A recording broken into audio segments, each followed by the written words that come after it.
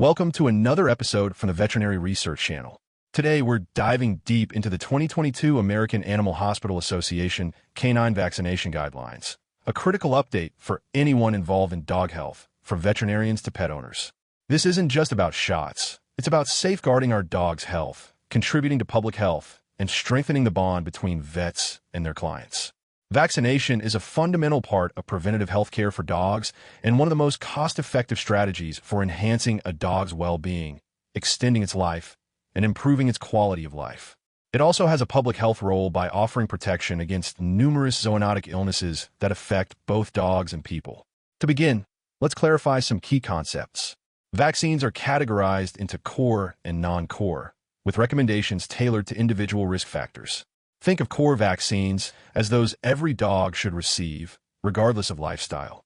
Non-core vaccines are recommended based on specific risk factors like lifestyle, geographical location, and exposure risk. This guideline provides updated recommendations and schedules for canine vaccines licensed in the United States, conveniently organized in tables by core and non-core antigens.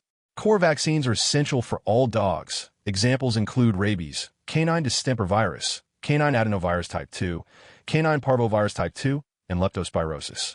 However, in locations where non-core pathogens like Lyme disease are common, veterinarians might consider these as core vaccines. The key is to assess each patient annually, especially with increasing pet travel and the spread of vector-borne diseases. Canine distemper, adenovirus, and parvovirus. Let's delve into some specific diseases.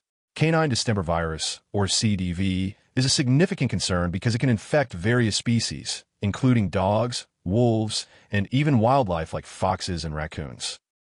CDV vaccines are core, meaning they're recommended for all dogs, irrespective of where they live. The guidelines recommend starting the primary vaccination protocol for puppies at 6 to 8 weeks old. Modified live virus vaccines, or MLV, can be impacted by maternally derived antibodies, or MDA, which decrease over time, usually disappearing by 12 to 14 weeks of age. Therefore, revaccination is recommended every 2 to 4 weeks until the puppy is older than 16 weeks, with some experts recommending extending this to 18 to 20 weeks in high-risk areas.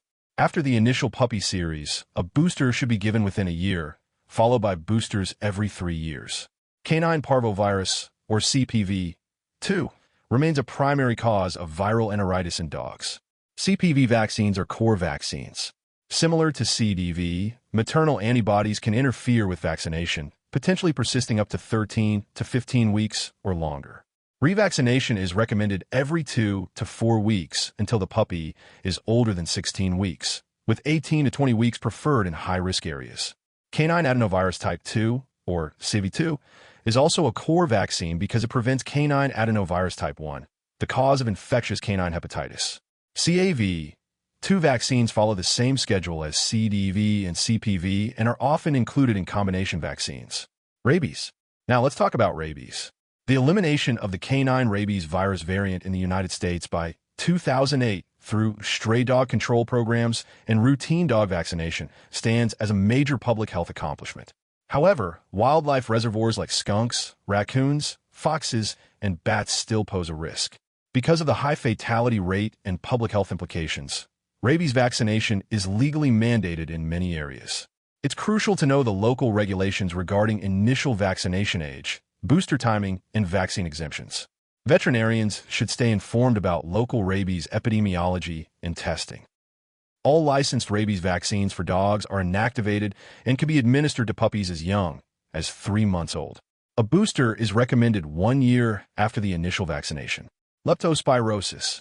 Leptospirosis is a zoonotic disease, meaning it can spread from animals to humans, is endemic in much of North America, and can be life-threatening, so vaccination against it should be considered a core vaccine for dogs. The task force has determined that leptospirosis should be recategorized as a core vaccine. Leptospirosis is caused by spirochetes in the genus Leptospira. Vaccines have evolved to include multiple serovars. The task force recommends using 4 serovar vaccines for the best protection. Annual boosters are necessary, with the duration of immunity ranging from 12 to 18 months for various vaccine serovars. Historically, leptospirosis was more common in large breed dogs with rural outdoor exposure, but this has changed. Small breed dogs are now frequently infected due to exposure to wildlife reservoirs in urban and suburban areas. Borrelia, also known as Lyme disease. Lyme disease is next on our list. Vaccination should be considered for dogs living in or traveling to Lyme disease endemic regions. Lyme disease is caused by Borrelia burgdorferi and transmitted by ticks. Prevention of tick feeding prevents disease transmission, so vaccination should be complemented with an ectoparasite control program. If you're planning to travel with your dog to an endemic area, make sure to complete the initial vaccinations 2 to 4 weeks before your trip. While most infected dogs remain healthy, a small percentage can develop polyarthritis or, more seriously, protein-losing nephropathy. There are 4 types of approved Borrelia vaccines that induce antibodies, killing the bacteria before transmission: Bordetella, canine parainfluenza, and canine influenza. For canine infectious respiratory disease, or CRD, vaccinating against Bordetella bronchoseptica, canine parainfluenza virus, and canine adenovirus, 2, is vital. Intranasal administration is generally preferred for respiratory pathogens. Combining different vaccines and administration routes in a primary series, known as heterologous prime boost, can broaden and extend the response. The duration of immunity for Bordetella and CPIV is primarily based on experimental infections in laboratory puppies, which may not accurately reflect real-world conditions. For dogs at high risk, using intranasal combination vaccines more frequently than annually may be beneficial. Canine influenza virus, or CV, has been documented in North America and other regions. Unlike CPIV, CIV infections typically occur as non-sustaining outbreaks. Therefore, routine CIV vaccination is not currently recommended for all dogs. Rattlesnake toxoid. Finally, let's address the rattlesnake toxoid. Currently, there is a lack of published data documenting the effectiveness of the western diamondback rattlesnake venom toxoid in dogs. Veterinarians should be aware of the lack of peer-reviewed data when considering this toxoid. Vaccination of shelter dogs and puppies.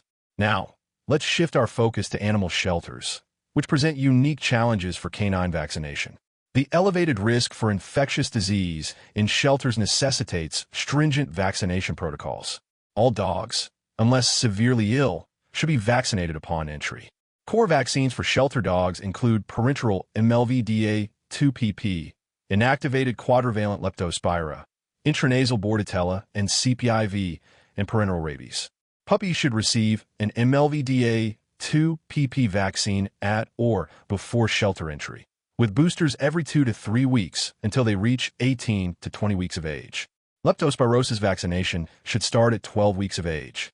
All dogs older than 18 to 20 weeks should receive an initial MLV DA2 LPP vaccine, followed by a booster 2 to 3 weeks later. Intranasal Bordetella and CPIV vaccines should be administered to all puppies and dogs older than 3 weeks. A single dose of rabies vaccine should be given parenterally to all dogs older than 12 weeks before release. During an infectious disease outbreak, temporary cessation of animal intakes is a helpful initial step.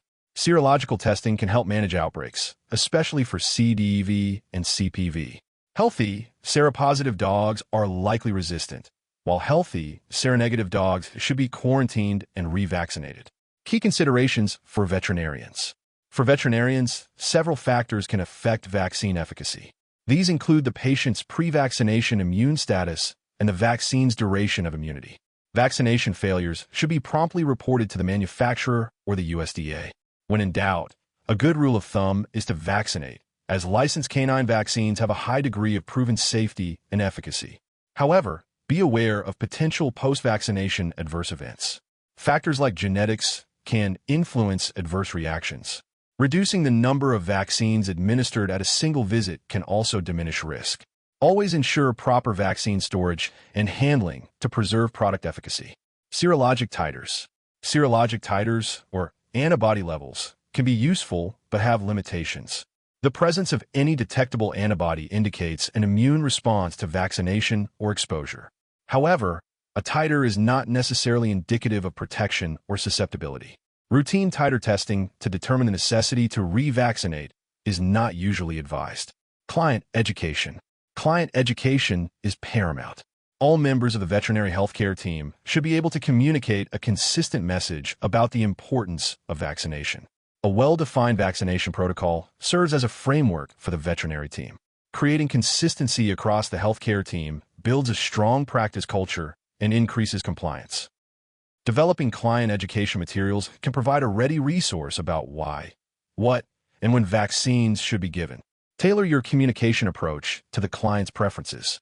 Ultimately, regular vaccination is a central component of preventive healthcare and an opportunity to engage with clients. In conclusion, the AAHA Canine Vaccination Guidelines offer a current, comprehensive resource for making informed decisions about canine vaccination protocols. These guidelines emphasize individualized care, considering the dog's history, lifestyle, and risk of disease exposure. Remember, licensed canine vaccines are safe and effective, and the benefits of vaccination generally outweigh the risks. Thank you for listening to the Veterinary Research Channel. A link for the referenced paper is in the video description. Remember to test your knowledge by answering the questions in the description, and as always, keep those minds inspired, hearts light, and tails wagging.